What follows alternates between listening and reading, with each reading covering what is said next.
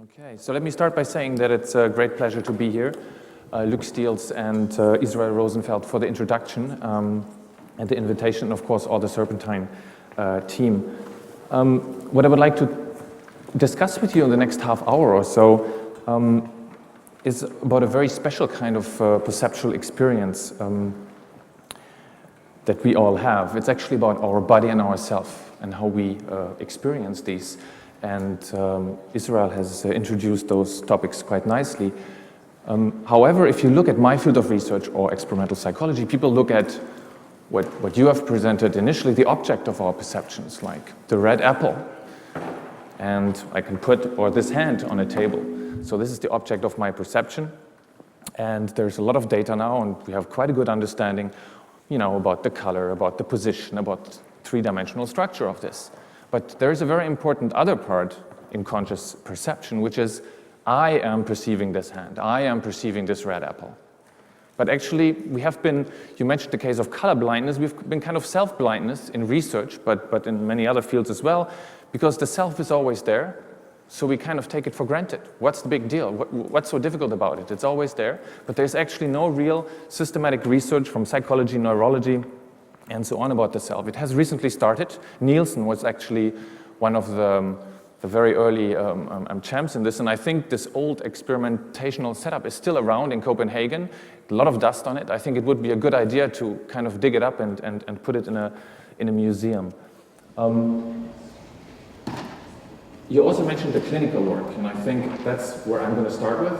Because if you look at philosophy and experimental psychology, there was just nothing out there that could help us design some experiments on the self. I mean, how are we going to approach the self? We've heard, of course, Angela's work and motor system is important, proprioceptive is important, but what about more general aspects of the self? It's one thing to be conscious and self-aware that this is my hand and not yours, for example. But what about the self is rather a global entity. I mean, I'm the subject of experience. It's not my hand, it's not my right hand, it's rather a global aspect. Visual spatial perspective on the world. You are facing me and I'm facing you. These are aspects that are related to the self. And again, I think an important aspect is that in most instances of everyday life, we are blind for the self. It's always there. So why bother? It works so well, so automatically. The brain is so well tuned to do this all the time. Well, after all, it's the information that is always present for our brain. But what I would like to talk about today is take you to a visit in a neurology ward and listen to some patients what they tell us when something goes wrong, when they actually start seeing the self at work. So it's the other way around than with color blindness. Color blindness, you realize when this red curtain is black and white.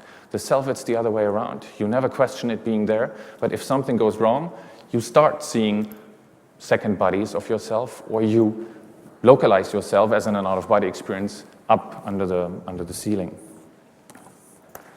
And the main hypothesis, maybe because I found the Rem Koolhaas quote so nicely, architecture without content is meaningless form. What we're trying to do actually in my laboratory is that the self is kind of the meaning that is given by the brain to the bodily form. So the architecture of the body shapes the content, namely the self, which is one important part of the self. So let's get started. We'll come back to this painting or drawing in a second. But I want to start first with seeing, well, philosophers have certainly speculated about the self. Painters have started speculating, I guess, about it much earlier than neuroscientists. Take this, one of the first people in modern times to do a series of self-portraits, Albrecht Dürer, a very classical kind of self-portrait. It's the one that we have in all our passports. It seems to be the one, yes, this identifies you, this is you, nobody else. Very much concerned with visual aspects of the self, of the body. However, there is another element that's special when Dürer paints this one, or of his mother, for example. The mother is the object here, somebody else is object of his perception. Well, what happens in self-portraiture is that your own body of the painter becomes the object of the subject doing the job. So actually Dürer must have been standing while he was doing the painting in front of it. So there is a visual Dürer, and then there is the feeling type Dürer that is carrying out, or the motor type Dürer that is carrying out the picture. There might be a third one there as well, because how is he going to see it? Probably there's a mirror to the left. Dürer was right-handed, so there must have been even a third representation, visual, of Dürer in this picture. So that makes self-portraiture very interesting. Take this example 150 years later. They are actually those three selves, or three bodies, own bodies of the painter represented. It's a self-portrait, a triple self-portrait. So the idea of having multiple representations that we're seeing now in the neurosciences is actually right there in front of our eyes. He paints himself. Self-location is clearly indicated.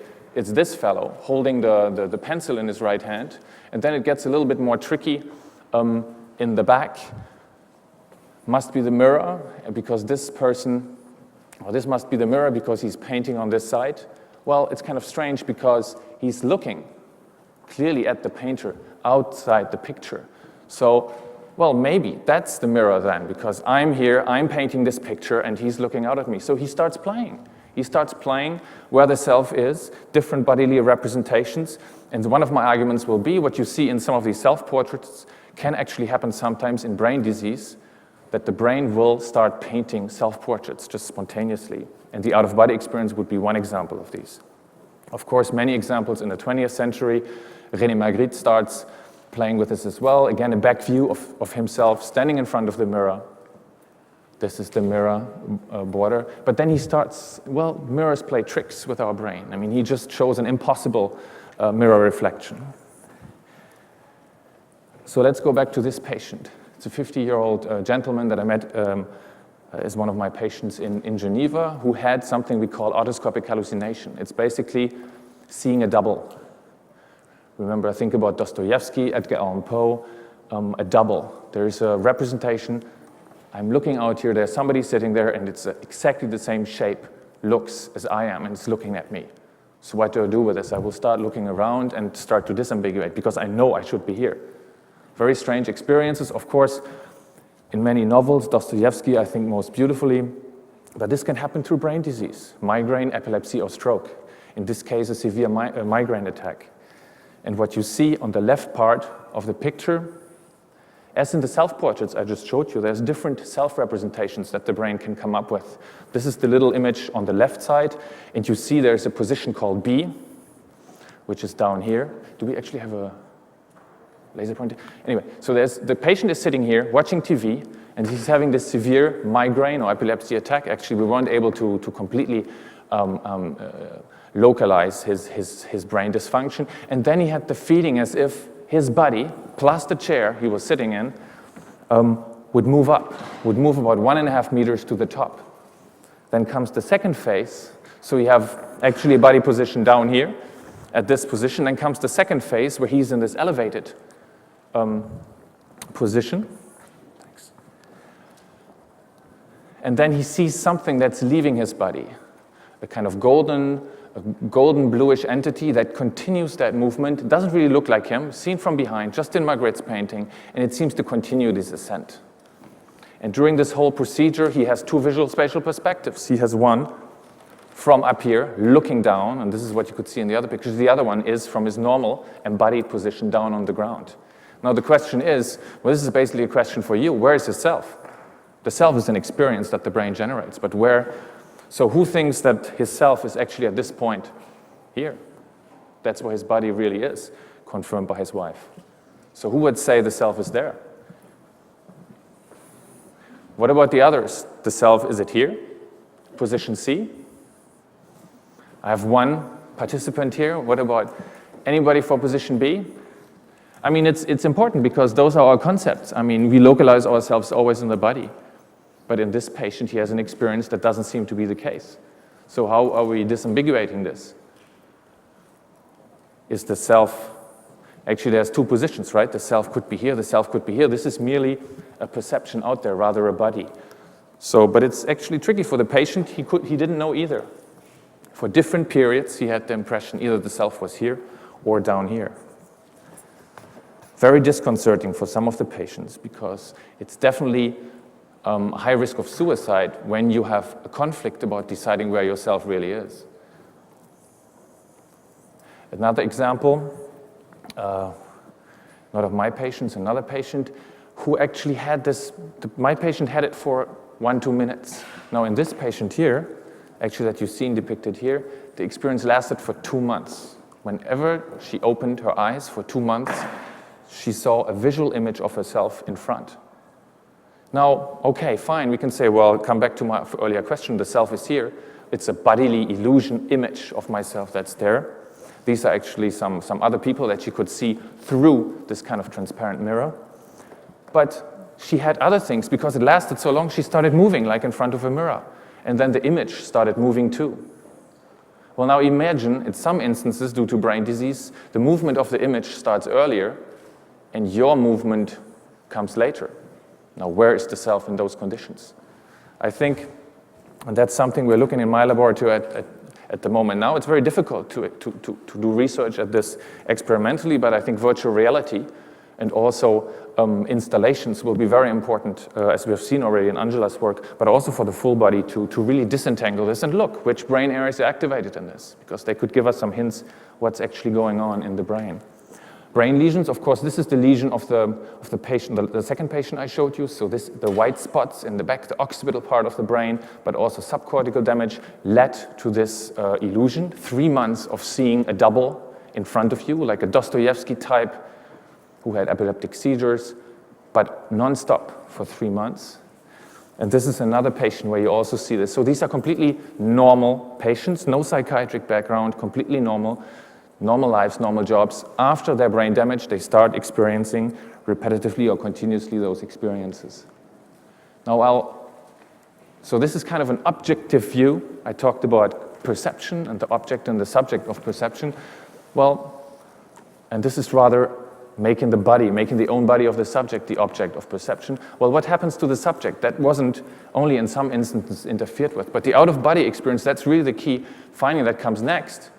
When you see your double, one thing, but in addition, in some patients, the self also seems to be displaced. So how do you disambiguate that conflict? And it's actually mystics, not philosophers, not scientists or artists who, well, artists, I'm not sure, one has to look at this maybe in more detail, but it's this gentleman from the States who wrote in modern times, out-of-body experience was still described differently as astral projections, a full book on the topic, and described his out-of-body experience in great detail.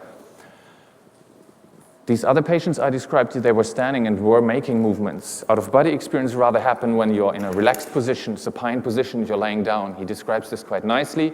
And then this part is the most important. He describes that I was floating in the very air, rigidly horizontal, a few feet above the bed. The room in my exact location was now comprehended.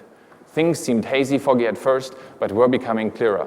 I was moving towards the ceiling and managed to turn around. And then a surprise, in addition to having the feeling to be disembodied, not somehow in his bodily shell anymore, he sees his body down below. He also drew this,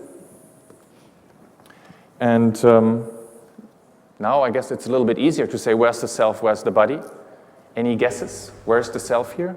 On the bed or on the top? Okay, it's on the top. It would be this position here. At least that's what Sylvan Muldoon thinks, the astral body, or we call it today the self, is in this elevated position. And there's also always a typical visual spatial perspective. We're always looking down on the bed or the ground and seeing our own body. So the double element is there as well, the Dostoevsky type element. This is a colleague and friend of mine from Paris. He actually had, as a teenager, out-of-body experiences before falling asleep or when waking up. So this is actually his room. These are his feet. This is his normal visual spatial perspective when he's laying in bed. And now his out-of-body experience, he experienced to have exactly this point of view up here and be turned by 180 degrees. So this is the perspective. For the first time, he had the impression he could see what's on top of his cupboard and see his own body down there. So the self really seems to be somewhere else where our bodily information tells us that it is. And I think, maybe to drive this point home, this might be important, not just to study the self, but also to look at subject, a very basic concept of subjectivity, the spatial location of subjectivity. There's mundane examples for all of you who are interested, especially in the UK. There's Celia Green from Oxford University in '68, probably the first book where 600 reports from people from England were systematically analyzed. Send in your out-of-body experience, and she looked really at all the details. It's really a fantastic book.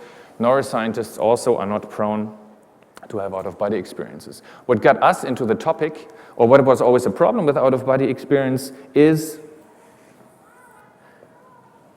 a month, 2 months, sometimes years later, people will only start talking about it because they're afraid. Like initially with phantom limbs, which we now know 95% of amputees can have, they didn't want to talk about it because they didn't want to be sent maybe to the psychiatrist or to the psychologist or psychoanalyst. They couldn't explain this experience either. Now imagine out-of-body experiences. Yes, it's probably a very similar problem. In neurology, it's the same. People don't talk immediately about it. It's a complex experience. It seems to be private. You seem to have problems localizing yourself. But what got me interested in the topic at the time is that by repeated, it's the same technique that Angela has presented. This is a patient suffering from epilepsy. This is the exposed right hemisphere. So you're looking on the brain of the patient from this area here, and we can localize by focal stimulation certain brain functions in this area. And what we observed by stimulation at this site, by currents as high or low as these currents here, each time for 2 seconds, the patient had a full-blown out-of-body experience. She never had them before. She was extremely surprised. She described them that for those 2 seconds, she felt her body under the ceiling, almost touching the ceiling with her back, looking down, seeing her body in the bed, and the 3 experimenters around it. She didn't really know what was far away. And the striking thing for us really was she was in and out of the body, depending on whether we pushed, so to speak, that button right there. There were other illusions that I won't have the time to go into detail here. So this is basically what, from a third-person perspective, if we were able to see the body or the self that would have left the body would be up here, or the self was experienced to be up here and to be straight, to be looking down upon her physical body.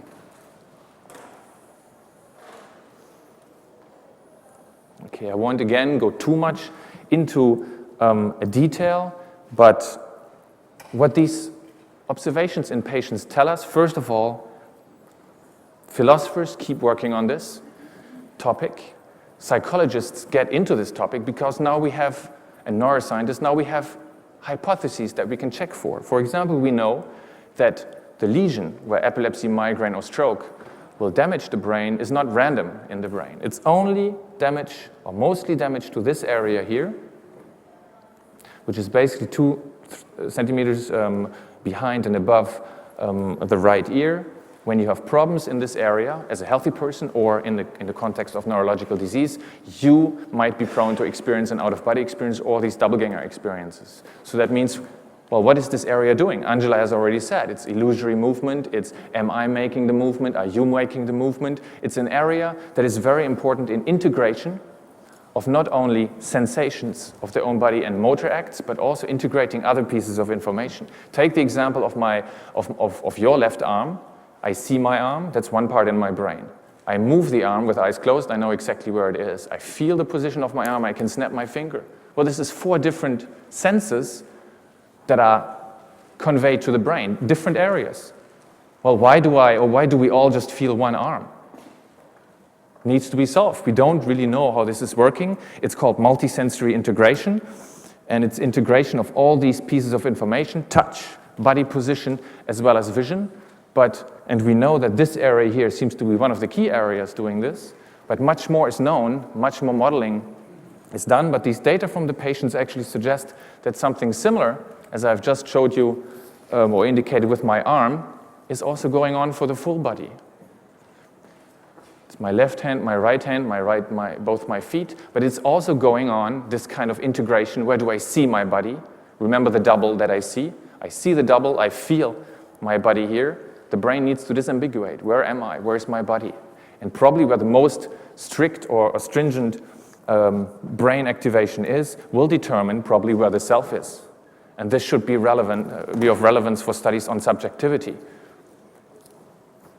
And my point was that artists, architects have probably, through their ingenious experiments and visualizations, also played exactly with these kind of mechanisms.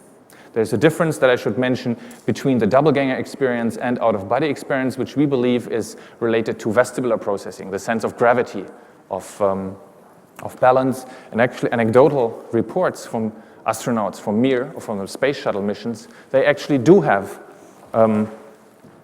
certain inversions and out-of-body experience as well. They're not the typical kind of person to openly talk about this or be allowed by Texans or Russian space scientists, I guess, to talk about their out-of-body experience and search for deeper meanings. But what is really, even under those conditions, there's actually some reports you find in the literature that these out-of-body experiences occur.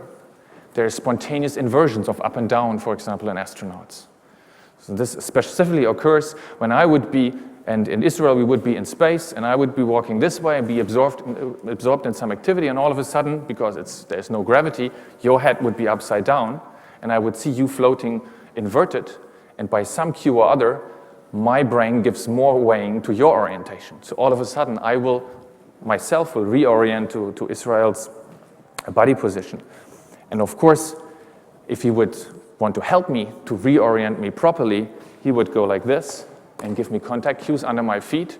If he's trying to play tricks with me, he would go like this, and this would be a contact cue that tells me where down is, at least here under earthly conditions. So, 5 minutes. So how do we study experimentally out-of-body experiences? Or not out-of-body experience, but how can we use this information we got there to study this experimentally? Can we play tricks with us to make us believe that ourself is actually, or myself is not localized here, but let's say 2 meters away? Do you have an idea how this could be done? A mirror? Can you play tricks with mirrors? That might be one way that and we have seen it, that the feedback, when you have a smart mirror, an intelligent mirror, and you move, or somebody else moves, and that signal is played back to you as if you would have done the movement, and so that the timing between your movement and the movement of some other person would be interfered with. We actually try to do this by using virtual reality, putting on a subject a head-mounted display that you don't really see here, but the head-mounted display is here. The subject is standing here. We put a camera, the visual spatial perspective behind the subject, and then what the subject would see here at this position here is, of course, what is seen from behind here. So you actually see a second body standing in front of you. And so we made use of an illusion. That's why I brought the hand, but time is probably too advanced. What we did, remember, doubles are probably related to feeling and seeing your body at different positions. So what we did is we started stroking the back of the subject. This is filmed from here. So if I were to do the experiment, I would see myself standing in front of me at a distance of 2 meters, and I would see the stroking up there, but I would feel the stroking here. So how does the brain know? Is vision more important, or is the feeling more important? And first of all, how did we ask people to localize themselves? And for this, we measured something called self-location. Remember, this is a very low-level way of getting to the self. So the subject is doing the experiment, is wearing the head-mounted display. After the experiment, after the stroking, the head-mounted display turns black. We displace passively the subject, and then the task is simple. Just go back to the position where you were standing before. Should be no problem. But what we actually found is that subjects worked too far. They actually walked towards the position where they saw the stroking, not where they felt the stroking. Remember, those were the two conflicts that we introduced experimentally. And we asked them also afterwards questions like, please rate the statement. It seemed as if I were feeling the touch of the paintbrush in the location where I saw the virtual body touched.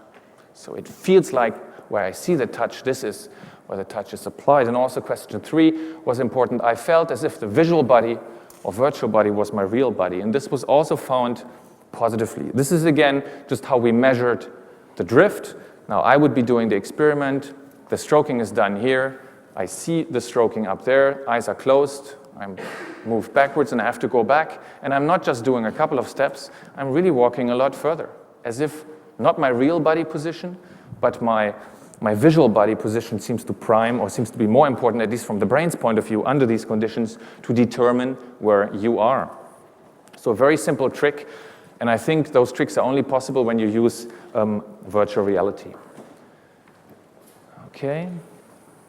So, well, with this image, I wanted to say that this is actually not so new. In 1899, an American psychologist, had actually made a nice device and walked around with his device, projecting his own body in front of his visual field for days.